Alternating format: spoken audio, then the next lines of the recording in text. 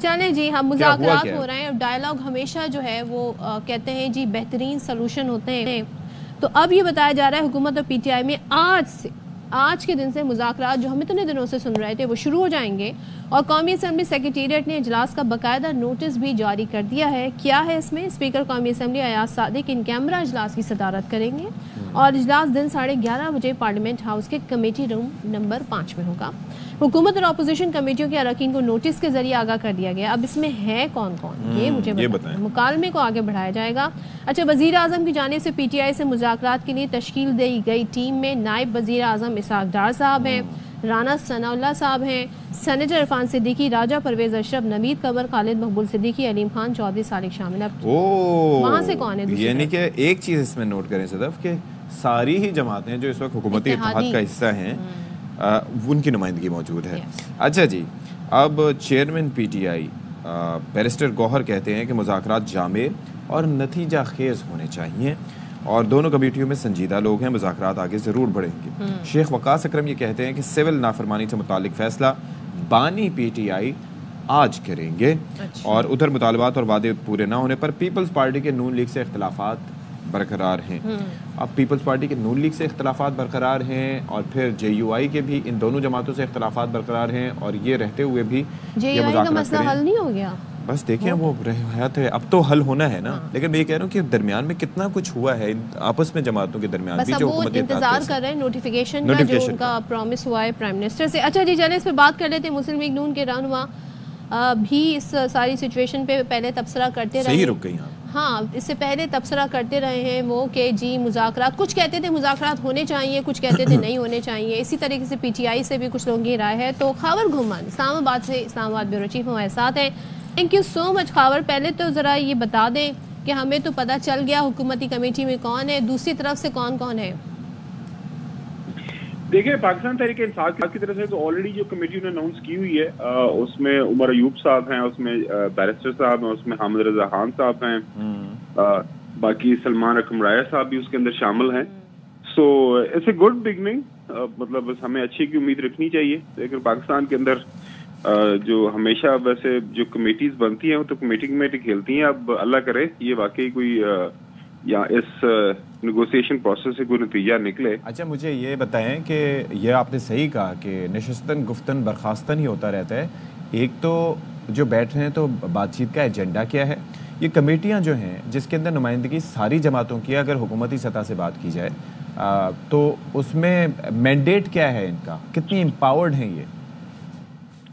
देखिए, to start with Pakistan Tehreek Insaf की जो दो डिमांड्स हैं, वो डिमांड्स ये हैं कि एक तो उनके जो असीरान हैं वो सियासी कैदी जिनके ऊपर मुख्तलिफ सियासी मुकदमात हैं, खासतौर पर लाहौर के अंदर आपने देखा चौधरी इजाज हैं सेनेटर, उसके अलावा यास्मीन राशिद साहबा हैं और उमर चीमा साहब हैं, चंद एक और लोग हैं। और वो चाह रहे हैं कि as a good gesture initially इन लोगों को जो है रिहा किया जाए और उसके बाद 26 नवंबर और 9 मई के जो वाकयात है उसके ऊपर इंडिपेंडेंट जो है जुडिशल कमीशन बनाए जाएं।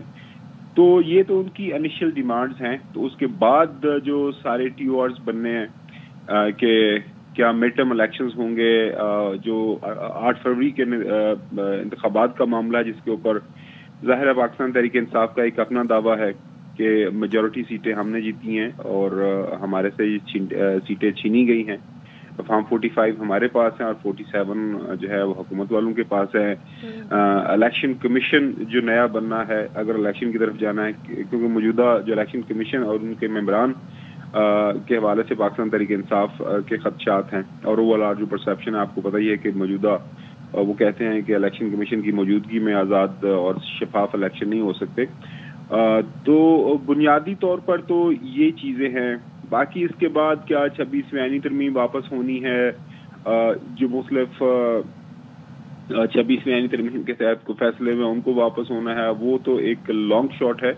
लेकिन जो लो हैंगिंग कानूनी फैसले सर, जी कानूनी फैसले वापस होने से मुतालिक बात हो रही है यहाँ पर।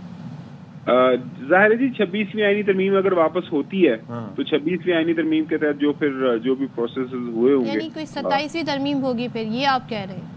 जाहिर है जी 26वीं आईनी तरमीम को अगर रोल बैक होना है तो उसके लिए 27वीं आईनी तरमीम आपको लानी पड़ेगी। लेकिन मैं वो कह रहा हूँ कि वो तो एक लॉन्ग शॉट है। लेकिन इस वक्त जो लो हैंगिंग फ्रूट है वो यही है कि कमीशंस बन जाए 9 मई और 26 नवंबर वाले। खावर, ये जो असीरान की रिहाई का मामला है तो डायरेक्टली रिलेटेड है कि अदालत ने फैसले करने में, तो इसमें गवर्नमेंट की नुमाइंदे, स्पीकर हो या कोई और हो, चाहे नायब वजीर आजम हो, वो क्या रोल प्ले कर सकते हैं? उन्होंने तो यही कहना है जाएं जी अदालत से जाएं, वहाँ से इंसाफ हासिल करें।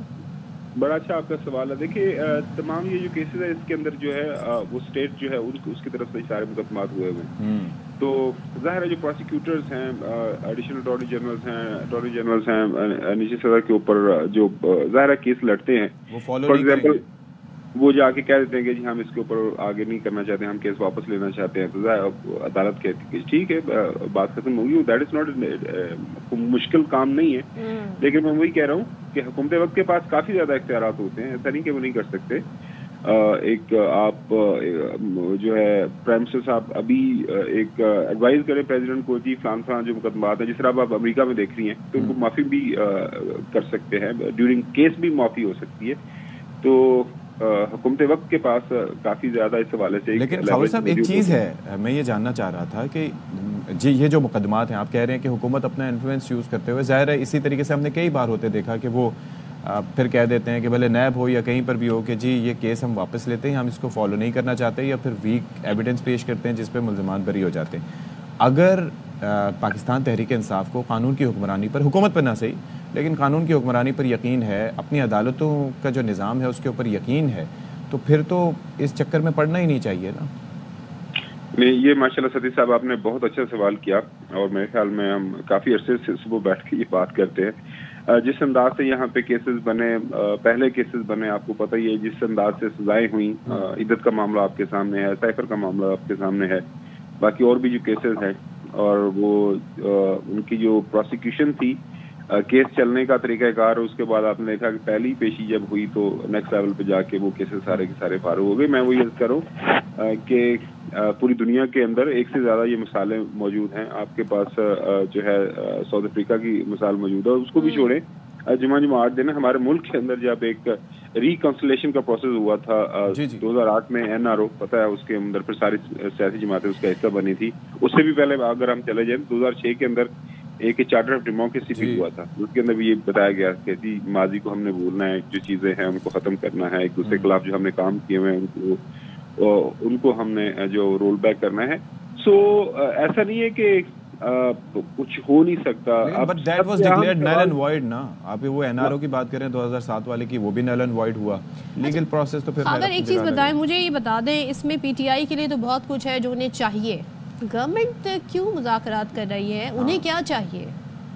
ये भी आपने सदब बहुत ही अहम सवाल पूछा। देखिए मुल्क के अंदर इस वक्त जब दुनिया से बाहर आप जाते हो, मतलब आप फर्ज करें यूरोप में बैठ के या मिडिल ईस्ट में बैठ के या अमेरिका में बैठ के आप एक इन्वेस्टर हैं और आपने पाकिस्तान के अंदर पैसे लगाने हैं, आपने यहाँ पे कारोबार करना है, तो आप जब देखते हैं, आप जो R&I के जो इदारे होते हैं, रिसर्च एंड डेवलपमेंट के इदारे होते हैं, उनसे जो कंसल्टेंट्स होते हैं, उनसे आप जो राय लेते हैं कि मैं पाकिस्तान के अंदर ये कारोबार करना चाहता हूँ, तो बताएं मुझे, असेसमेंट दें कि मुझे क्या ये सूदमंद है। वो वहां से आपको जो असेसमेंट जाती है कि ये इस मुल्क के अंदर इस वक्त सियासी लड़ाई हो रही है, इस मुल्क के अंदर हर महीने बाद जो है यहाँ पे स्ट्राइक्स होती हैं, यहाँ पे इंटरनेट बिल्कुल ठीक नहीं चल रहा, तो आप यहाँ पे कारोबार जो करने का कोई फायदा नहीं है। तो इस वक्त मेरे ख्याल में जो सबसे ज्यादा जरूरत है वो हुकूमत को इसलिए है कि पाकिस्तान के अंदर जो हमारे मुआशी चैलेंजेस है वो बड़े ही गंभीर हैं। आपके मुल्क को इन्वेस्टमेंट चाहिए, आपके मुल्क को है जो तरक्की चाहिए, आपके मुल्क के अंदर आपने अगर एक्सपोर्ट्स नहीं बढ़ानी तो हमारा जो ओवरऑल जो माहौल है आपके सामने है, तो बड़ा जरूरी है। आप practically speaking, who do you think has the upper hand, या फिर who is on the moral और प्रैक्टिकल हाई ग्राउंड? देखिए सती साहब, अगर तो हमारे सियासतदानों ने मुल्की मफाद को देखना है, तो ये जो सोच है जिसका आपने जिक्र किया है कि जी अपर हैंड किसका है और कौन जो है इस पोजीशन में है कि वो इस सारे प्रोसेस के ऊपर ज्यादा असरअंदाज हो सकता है, तो फिर ये बात आगे नहीं बढ़ेगी। मुल्की मफाद को सामने रखते हुए अगर बात आगे बढ़नी है, देखिए अब बहुत सारी चीजें हैं। वो पाकिस्तान के जो अवाम है उनको पता है कि क्या ठीक है, क्या बेहतर हो सकता है। तो all across without like saying के जी ये पार्टी ठीक है और ये पार्टी गलत है, हमारे सियासतदानों को समझना होगा कि 25 करोड़ अवाम का मुल्क है हम।